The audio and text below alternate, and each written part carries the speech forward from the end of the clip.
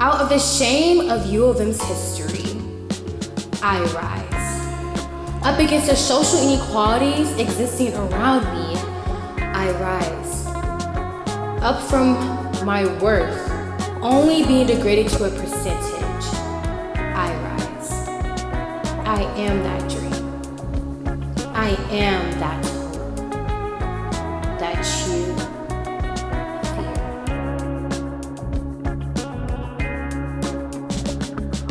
In the 1900s, we saw an increase in the number of Black people in Ann Arbor as James Angel, who was the president of U of M, started building initiatives which required laborers. By 1910, we saw the Black population climb to about 515 residents and steadily grow through the 1940s to 4%, which is about 1,200 Black residents.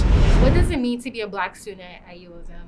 For me, I just see it as me being a student. And I say it that way because a lot of times my racial identity is profiled and is only seen as that. And I am put in a box of minority where then that subconsciously makes that my worth, that I'm less than in the space I go in. First and foremost, I would say it means we the cream of the crop, okay? I definitely think it means that despite all the privileges we didn't get, we still came out on top and did what needed to be done.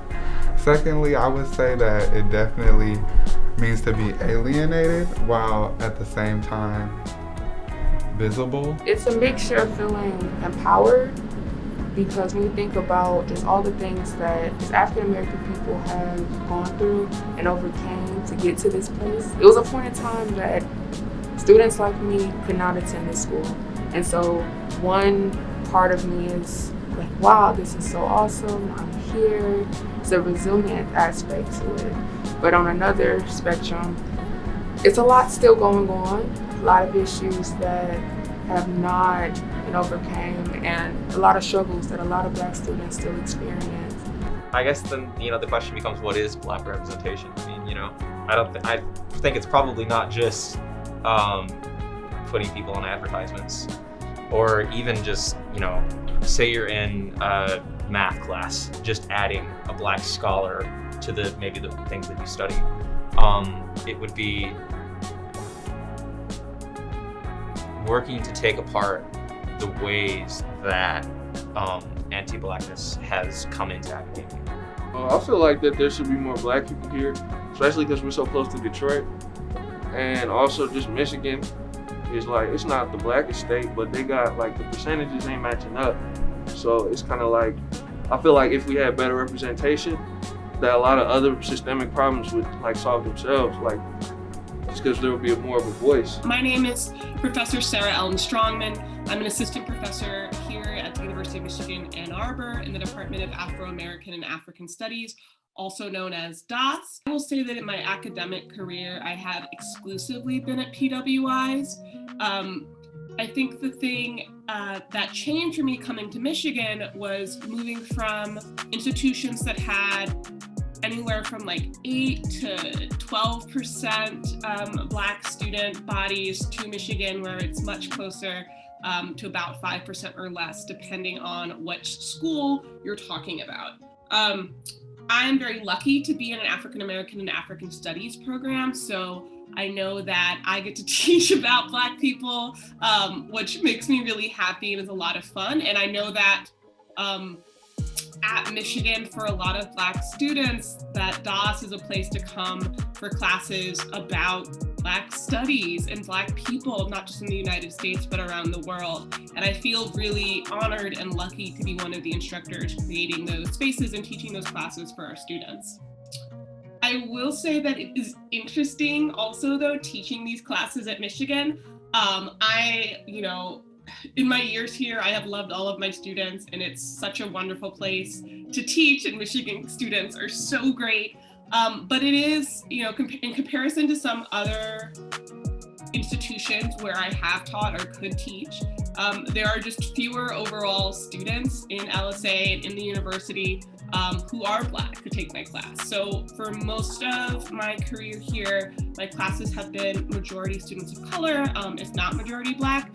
But I also know that that is not usual at all for most departments. And I think I would have a very, very different experience if I was teaching in other departments or teaching more of the gen ed requirements than sort of some of the specialized courses like Black feminisms that I teach. I think Black students deserve to find community in their opinions and community in their voices. So I think making a safe space for Black students, isn't just about making people feel safe and protected. It's making people feel valued and loved.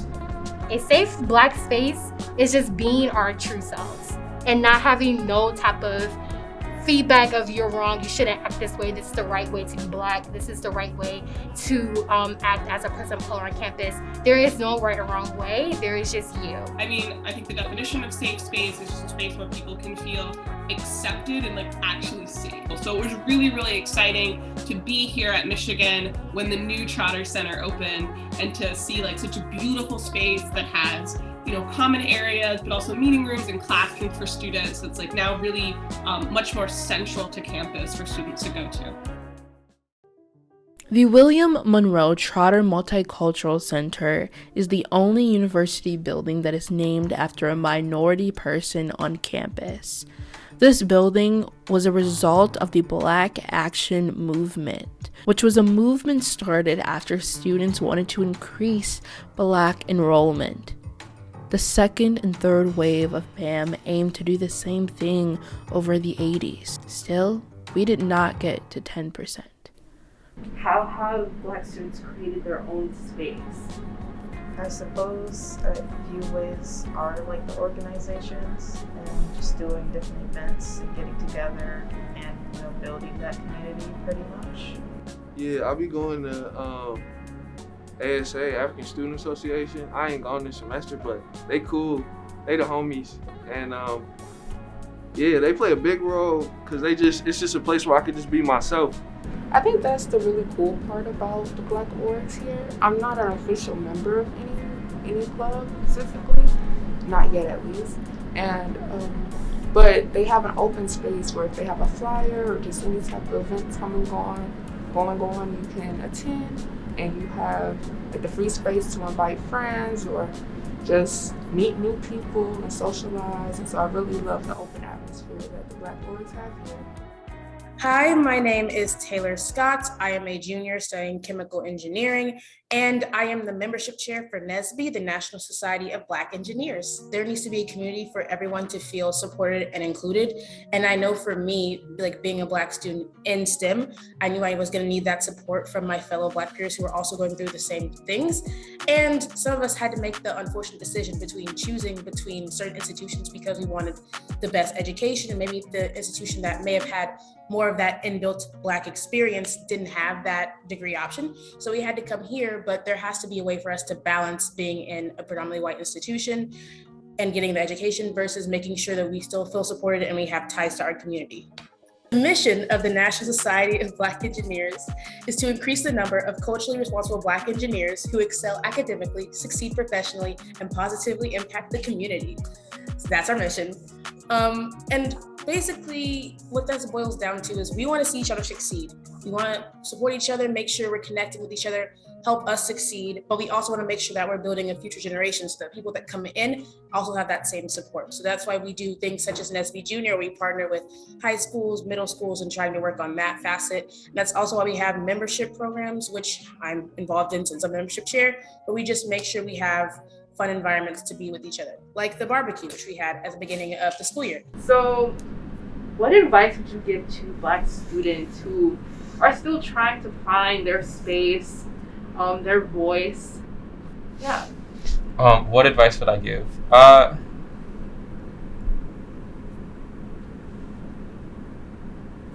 Figure out where your safe spaces are.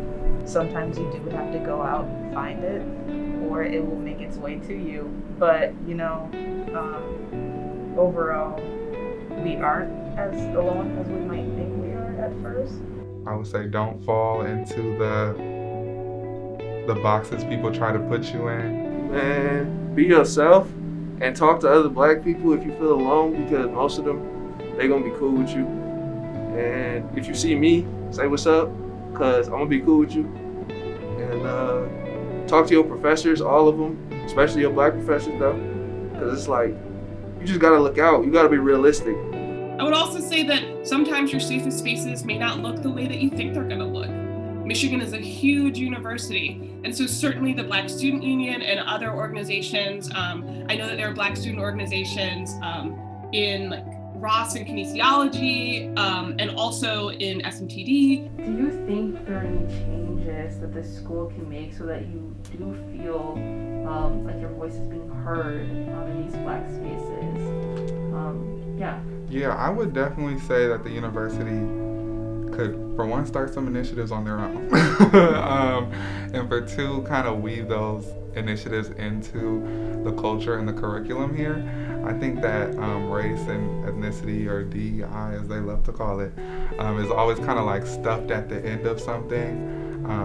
And being in the tech field, I feel that a lot of the classes I've had either don't address race, or like they try and do some lackluster thing that doesn't really like pay attention or hit the nails that it should. So I would definitely say that they need to focus on highlighting their Black students, listening to their Black students, and teaching other students how to do the same.